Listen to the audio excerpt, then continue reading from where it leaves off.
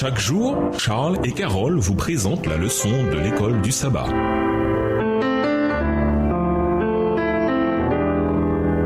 Bienvenue dans votre émission. Dieu nous parle. Nous voilà à la leçon de lundi. Chantez au Seigneur un cantique nouveau. Lisons Psaume 33, le verset 3, Psaume 40, le verset 4, Psaume 96, le verset 1, Psaume 98, le verset 1, Psaume 144, le verset 9 et Psaume 149, le verset 1. Quel est le thème commun de ces textes? Psaume 33, verset 3. Chantez-lui un cantique nouveau, faites retentir vos instruments et vos voix. Psaume 40, le verset 4. Il a mis dans ma bouche un cantique nouveau, une louange à notre Dieu. Beaucoup l'ont vu et ont eu de la crainte, et ils se sont confiés en l'Éternel. Psaume 96, verset 1. Chantez à l'Éternel un cantique nouveau, chantez à l'Éternel, vous tous habitants de la terre. Psaume 98, le verset 1. Chantez à l'Éternel un cantique nouveau, car il a fait des prodiges. Sa droite et son bras saint lui sont venus en aide. Psaume 144, verset 9. Ô Dieu, je te chanterai un cantique nouveau, je te célébrerai sur le luth à 10 cordes. Psaume 149, le verset 1. Louez l'Éternel, chantez à l'Éternel un cantique nouveau. Chantez ses louanges dans l'assemblée des fidèles. Les psaumes appellent les croyants à chanter un chant nouveau. Quel est ce chant nouveau ici? La raison de ce chant nouveau, c'est une prise de conscience renouvelée de la majesté du Seigneur et de sa souveraineté sur le monde, ainsi que la gratitude pour ses bons soins et son salut en tant que créateur et juge de la terre.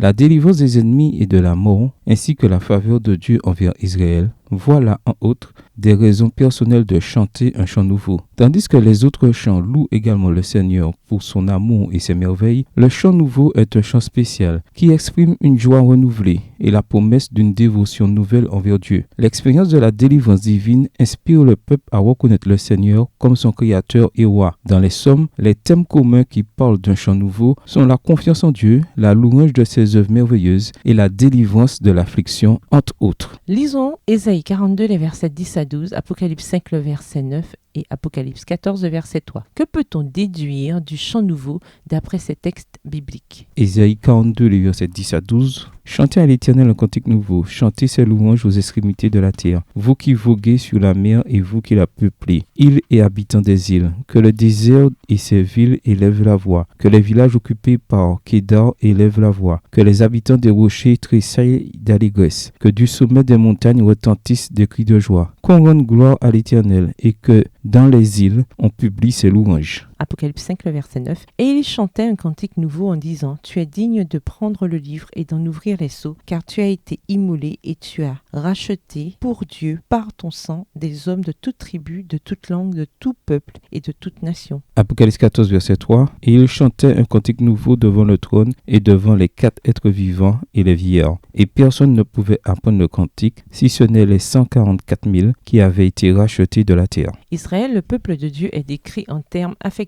comme le peuple qui lui est proche. Psaume 148, le verset 14. Ce qui implique que de toute la création, Israël a le statut le plus spécial. Il a donc le privilège et l'obligation de louer Dieu. La Bible encourage donc les croyants de toutes les générations à chanter le chant nouveau. En louant ainsi leur Rédempteur, ils rendent leur témoignage unique sur le salut par le sang de l'agneau. Un chant nouveau peut décrire un chant que personne n'a jamais entendu. Un chant qui commémore une expérience vivante de la grâce de Dieu dans notre vie. Le chant nouveau peut également exprimer l'espoir, auquel cas la nouveauté du chant est démontrée dans l'anticipation d'une expérience unique et sans précédent, celle de la manifestation à venir de la majesté de Dieu. La véritable adoration va au-delà des sacrifices et des offrandes. Elle est le reflet d'une relation vivante avec Dieu, toujours nouvelle et dynamique. En un sens, on pourrait simplement dire que le chant nouveau est une nouvelle expression, chaque jour, de notre amour pour Dieu et de notre appréciation de ce qu'il a fait pour nous. Méditez sur les bénédictions de Dieu dans votre vie. Si vous deviez chanter un chant nouveau, à quoi ressemblerait-il? Au revoir. Et à demain si Dieu veut.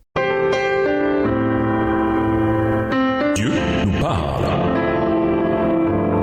Chaque jour, Charles et Carole vous présentent la leçon de l'école du sabbat.